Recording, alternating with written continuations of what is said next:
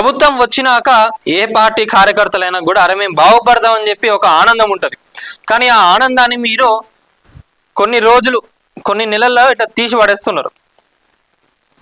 అరే ఇప్పుడు మన ప్రభుత్వం వచ్చినాక మీకు ఇస్తే మళ్ళీ ఆపోజిషన్ వాళ్ళు కానీ ప్రజలందరూ కూడా మీరు ఓన్లీ కార్యకర్తలు మీరే చూసుకుంటారని చెప్పి కొన్ని ఇష్యూస్ అట్లా పెట్టడం, లేదా ఇంకా వాళ్ళ వర్గానికి సంబంధించిన వాళ్ళకి ఇవ్వడం, అట్లా కార్యకర్తలందరినీ కూడా వీళ్ళందరూ పక్కదో పట్టిస్తూ ఉంటారు.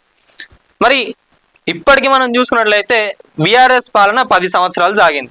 10 సంవత్సరాలలో నిజంగా బీఆర్ఎస్ కార్యకర్తలు ఎట్లుండాలి, నాయకులు ఎట్లున్నారు, కార్యకర్తలు ఎట్లున్నారు? బీఆర్ఎస్లో కానివ్వండి, కాంగ్రెస్లో కానివ్వండి, బీజేపీలో కానివ్వండి, చాలా మంది కూడా వాళ్ళ ప్రాణాలకు తెగించి మరి పోరాడిన ఒక్కొక్కరు. నేను ఇప్పుడు వాళ్ళ గురించి కూడా మాట్లాడతా, ఎవరు ఏందనే వాళ్ళ గురించి కూడా మాట్లాడతా.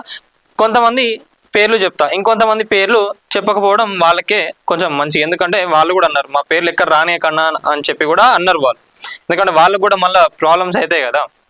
లేటెస్ట్ అప్డేట్స్ కోసం మన నేటి ధాత్రి ఛానల్ని సబ్స్క్రైబ్ చేయండి. అలాగే మీకు నచ్చిన వీడియోని లైక్ చేసి షేర్ చేసి కామెంట్ చేయండి.